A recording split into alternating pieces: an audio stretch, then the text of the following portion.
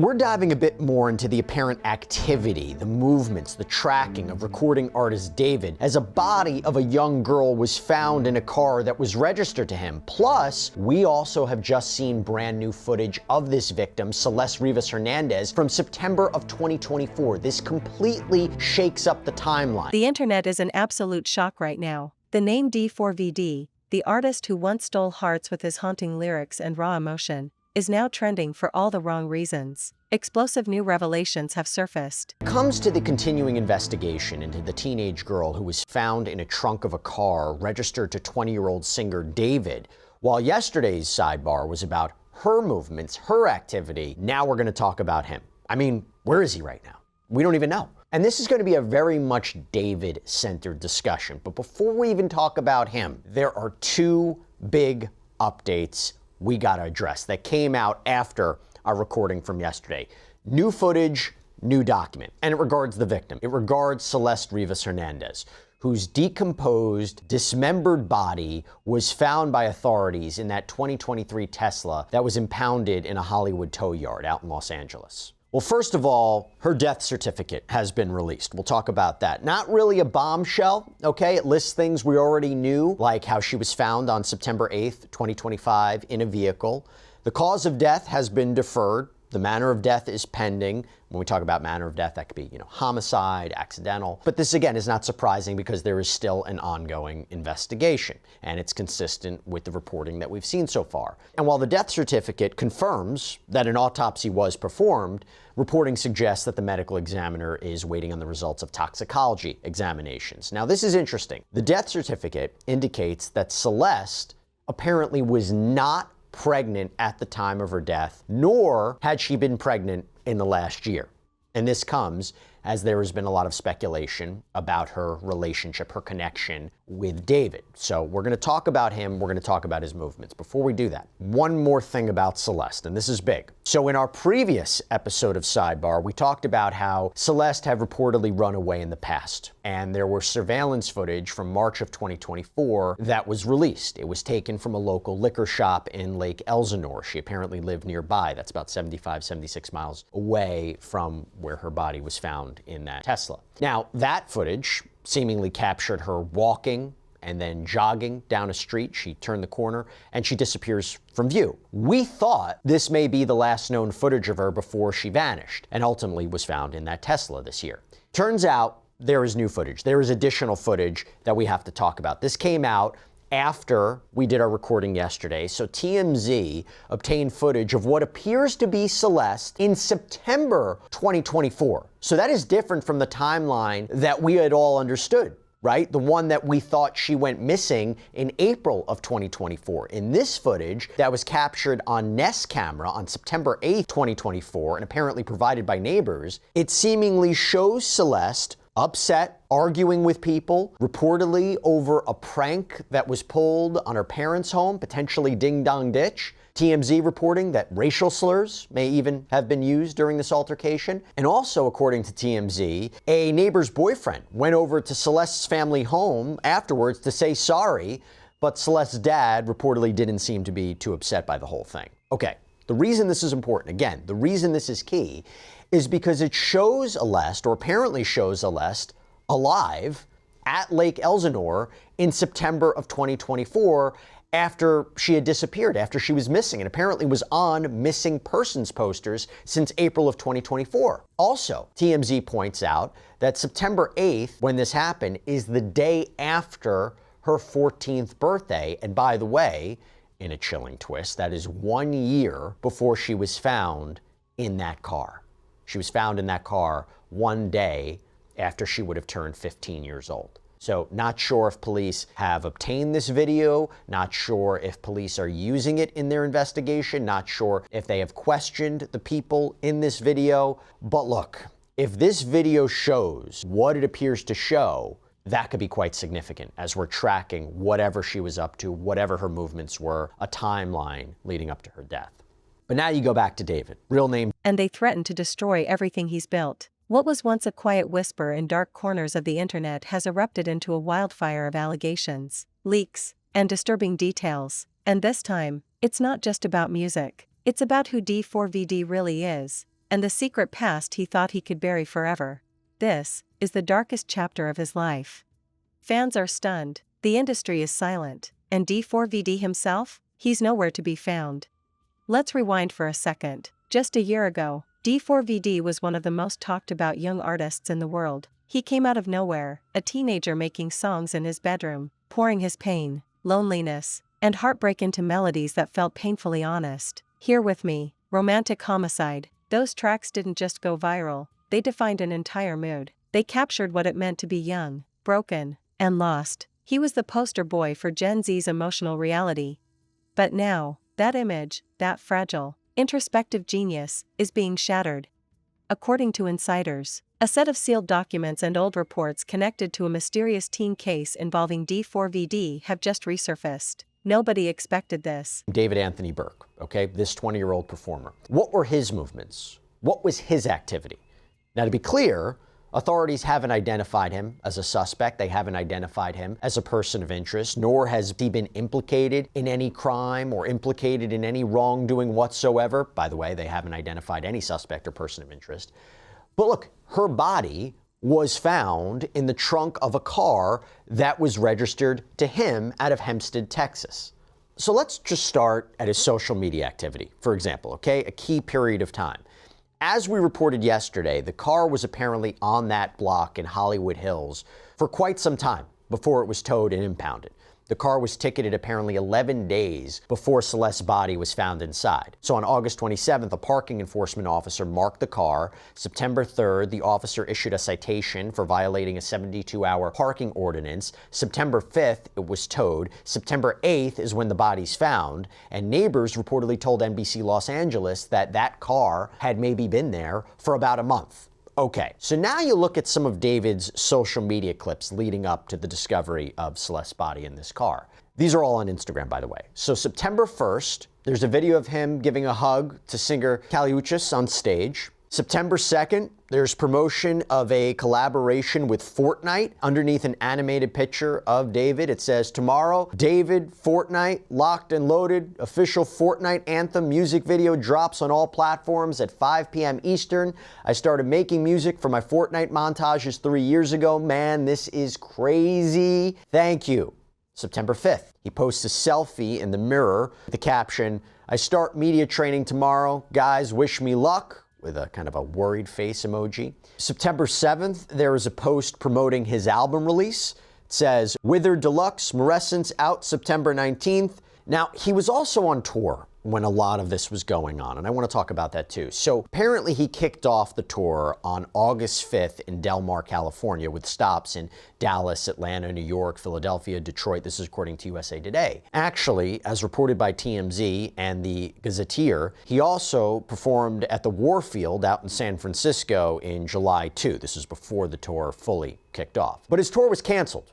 His tour was canceled before he was set to perform on Friday, September 19th in San Francisco, and out in Los Angeles on September 20th. And while an exact reason hadn't been disclosed, it did seem to coincide with this investigation into Celeste's death ramping up. He was also supposed to go, by the way, international. The tour had dates, at least 9 European tour dates, shows that were listed on Ticketmaster. There was one for October 1st in Norway. There was a scheduled Grammy Museum appearance in Los Angeles. That was pulled too from the venue's website. His label, Interscope, told TMZ that all promotion for David, including his deluxe album release, that was being paused. And I will say, this wasn't immediate, by the way. So when Los Angeles authorities found a body in this Tesla that was registered to him, before the body was positively identified as that of Celeste, he went on stage in Minneapolis. At this concert, he even handed out Labubus to the crowd. But TMZ reported that once Celeste was ID'd, his tour was canceled. And that included an upcoming show in Seattle. It ain't on their phone. And this is not a Texas. Yeah, it's an out-of-state number. Someone's messing with us. Were David's parents victims of a swatting incident as police investigate the discovery of a dead body in a car registered to the singer? Nobody even knew this case existed. But now, the details are leaking everywhere, through forums, Reddit threads, and social media accounts claiming to have receipts. And the things being said are shocking. Apparently, this case dates back to before D4vd's breakout fame. It was something that had been quietly buried, shielded from the public eye. Some claim it involves an incident that left deep emotional scars on everyone involved. Others say it's something far darker, something that could explain the pain that seeps through every lyric he's ever written. But here's where it gets even more disturbing. Insiders are saying that certain people in the music industry knew about this all along, that powerful hands helped keep it under wraps, making sure that the truth never saw daylight, until now. Because now, it's all spilling out. The story began unraveling on social media when a small account posted cryptic tweets hinting that the truth about D4vd's teenage years was about to drop. Within hours, screenshots started flooding timelines. Forum posts claiming to have access Connected or ties into this case per se, maybe, but we're going to discuss it. So TMZ obtained police body cam footage, and this is from days after Celeste's body was found in that 2023 Tesla. And police show up to David's Hempstead, Texas family home. So we're talking September 18th, after Celeste was ID'd. And the Texas officers, they respond to this home, guns drawn, and they respond to a report of gunfire. I'll go out wide and keep you covered. You want to tap the door? Just wait for me, Because I'm going to keep you covered. Go ahead. I got you covered. Come right here. There's too many windows. Here, knock on the door. Dude, we got a phone call from here saying that somebody was dead. What? Is there somebody else that lives on this property that has your address? What's your address? No. That's it. That's it. That's what actually got. We got an address. There was a gunshot and a woman scream. What? I'm serious. That's why we came up here like this, because and then they talked to the caller. Whoever they were talking to said that there's a person dead. No, sir. No, sir. So officers have guns drawn, they're ready, thinking someone might be dead, and there is just seemingly a lot of confusion by David's parents. They don't appear to have any idea what's going on. They close the door, so let's see what happens next. Ma'am, we got to figure out what's going on so we can leave, okay? Very advised. We made contact. They said nothing happened here. She shut the door. Now she's calling 911. That's clear. We haven't received a call. I believe she's going to be in the process. Go ahead, give him a call if you want to verify it. Okay. All right, she's calling you now. There's more that went on. Can you repeat, sir? Broken traffic. Huh? That's not normal activity. If you were at the wrong address, they'd be concerned about somebody else. Like really? Like, you know what I mean? Like, they'd be trying to help. Can you send 10-42, sir? Sorry to bother you, but somebody called and said there was something. I mean, there was a person where they called on themselves. You know what I mean? It was like, hey, there's somebody dead. Someone's dead. Yeah. That's what we have. I mean, we have to take caution. You know what I mean? Wasn't trying to scare y'all. Just And if it was this house is way off the roadway. So you just opened the gate and came in? Yes, ma'am. I'll put it back. I have a gate just like it. I can get part of my country. Yeah, when it's something like this, when they say somebody's dead, their life matters more than, you know what I mean? I hear. I didn't damage your gate. I just opened it. And that is when there is a realization. Did someone just prank them? Are they the victims now of swatting? It ain't on their phone. And that's not it. This is not a Texas. Yeah, that's an out-of-state number. Someone's messing with us. But whoever, it would pinged here though, because wherever they call from, it pings and sends it to dispatch. What? So like whenever you call 911, wherever you are, it sends like a ping that's how they know the address. And this address came up to this number? Yes, ma'am. That's where he was meeting. County to engine 42. So it says somebody on my property? It could be. We'll check the property for you. Yes, please. So we'll ride around. If you can give me a layout, how's the property? Like, does it go further back? No, it doesn't go any further back. It's right here. to the case files began circulating. Fans didn't know what to believe. Half of them were convinced it was a smear campaign. The other half said it explained everything. And as the noise grew louder, something strange happened. D4vd disappeared. No posts, no statements, no live appearances, just silence, complete silence. People close to him are saying he's broken, that he's not mentally okay, that he's watching everything fall apart and feels powerless to stop it. His legal team, on the other hand, has reportedly gone into full-blown panic mode. Emergency meetings, hush-hush calls, discussions about damage control. But in this digital era, it's already too late. Because once the internet smells blood, it doesn't stop. Old interviews are being dissected. People are pulling up lyrics, looking for hidden meanings, for clues he might have left behind. Every quiet moment, every cryptic line, every sigh in his songs is now being reinterpreted as something darker, something confessional. You know, a lot of the things that she'll allow him to answer and things she won't. So it can impede the investigation, but it's nothing that they're not used to dealing with. I want to talk about the property that he was renting. So we know that the Tesla was registered in his name. It was found in the Hollywood Hills. We have also seen reporting that, again, he was renting this property, this mansion nearby. Reporting says $20,000 a month. He apparently broke the lease, moved his stuff out. This came after authorities searched the place, confiscated items pursuant to a search warrant. Well, TMZ is reporting that the owner, Malden Trifanovich, is getting that mansion ready to be back on the market as soon as possible. That someone came by last week to pick up a few things, but anything that was left behind, he's tossing out because he wants another renter in place. Now, TMZ has actually posted photos of a crew apparently tossing out stuff, so maybe stuff possibly belonging to David. Will, I thought that was interesting because does that mean that the house has no more evidentiary value? Why allow this to happen? Why not just it be closed off, make sure nothing happens to it? Well, you can only hold people's property for so long. And the whole, always the legal standard is reasonableness, right? Is it reasonable to keep this person's property for so long? You get a search warrant done, you have 96 hours in Illinois to execute that search warrant. If you can't get everything out of there in 96 hours, you have to apply for an extension to the warrant. So it's not reasonable to lock down this person's property. I'm sure they went through it pretty well. And once it's released, it's his property. He does whatever he wants with it. Okay, that's fair. That's fair. And that's a good point to make. I did want to talk to you about Celeste, and I want to talk to you about her movements, what may have been going on in her life. So ABC 7 has reported that court records show that police in Lake Elsinore, California, showed up to Celeste's family's home multiple times in the last several years. That reporting from TMZ, News Nation, ABC, shows that Riverside County Sheriff's deputies, they were called out to this home, Celeste's home, 11 times over a 14-month period.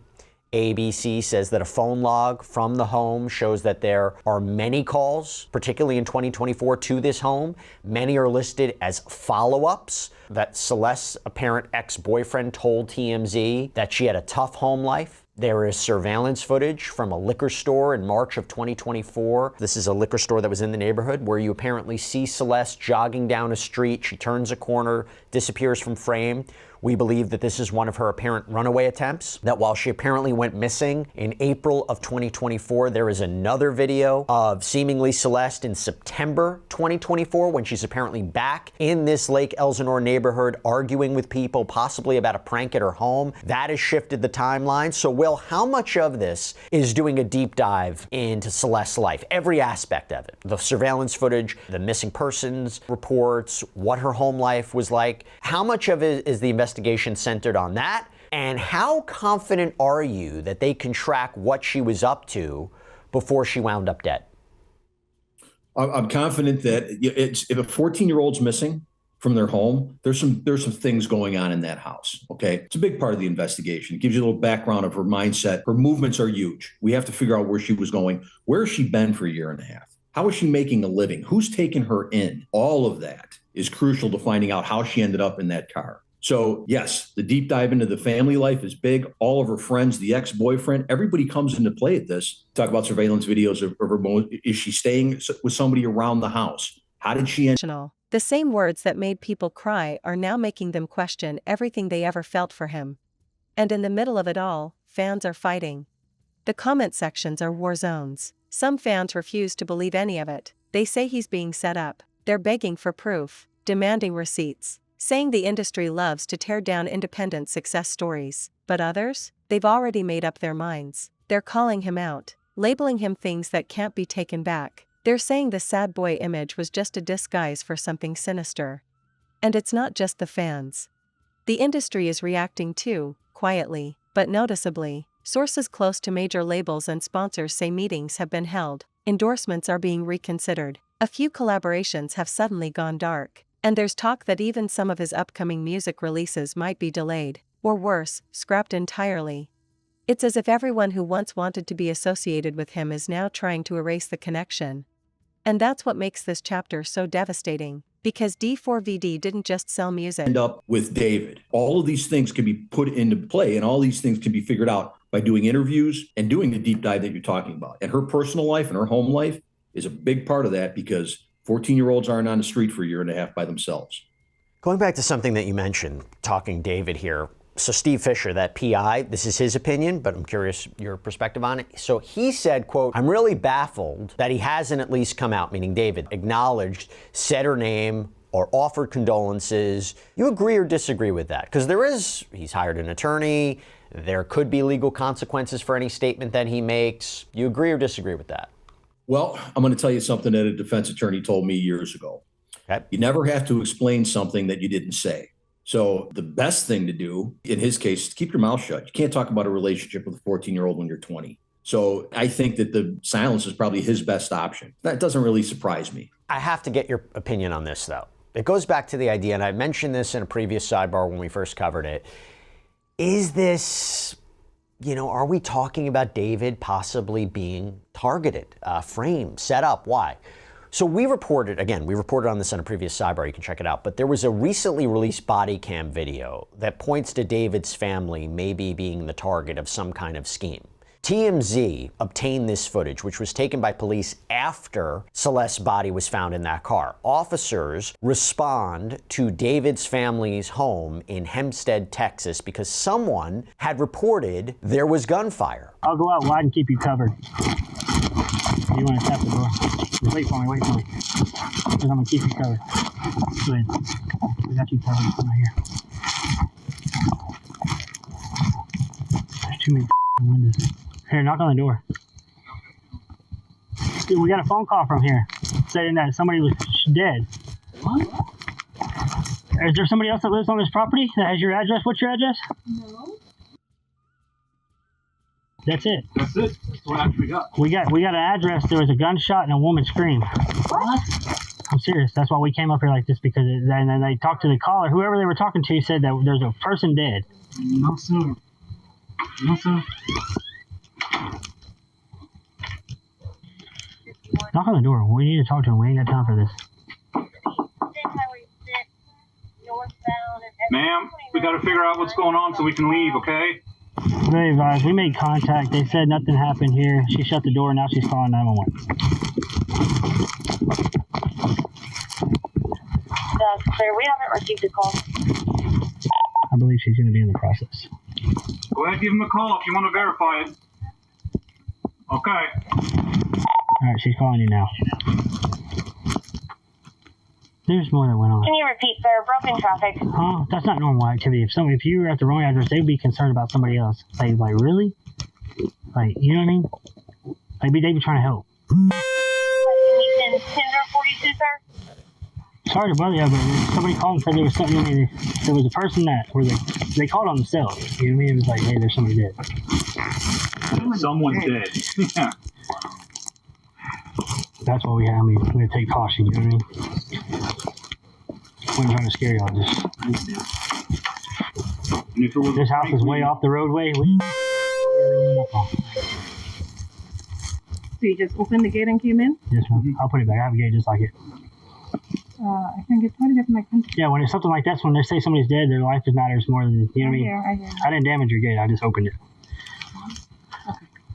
It ain't on their phone. And this is not a Texas. Yeah, that's an out-of-state number. Someone's messing with us. Someone's But messing with us. it would pinged here though, because wherever they call from, it pings and sends it to dispatch. What? So like whenever you call 911, wherever you are, it sends like a ping.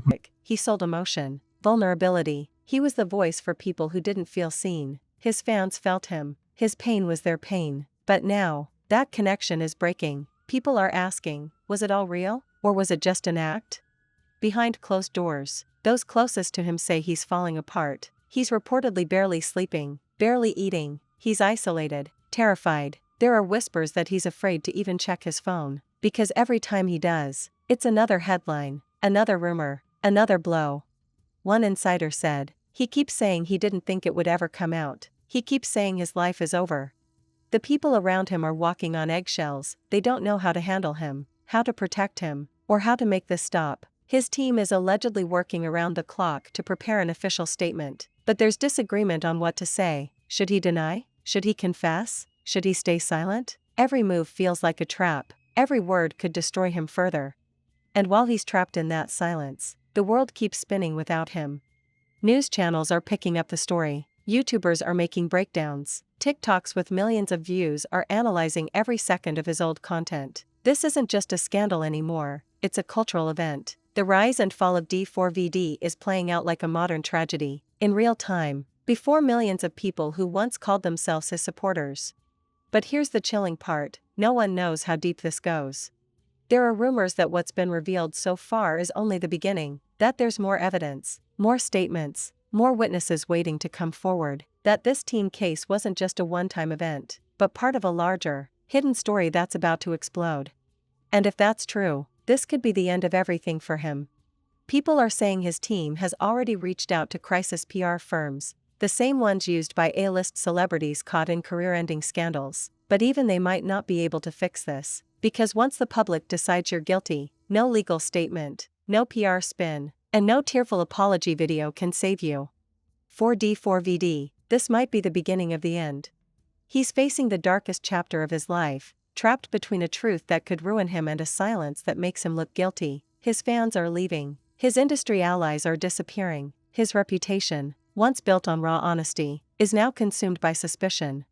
And yet, there's still one question haunting everyone watching this unfold. What really happened back then? Because if even half of these explosive revelations are true, the story of D4vd isn't just about a young artist's downfall, it's about what happens when fame, secrets, and the internet collide. It's about how fast a life can crumble when the truth finally surfaces.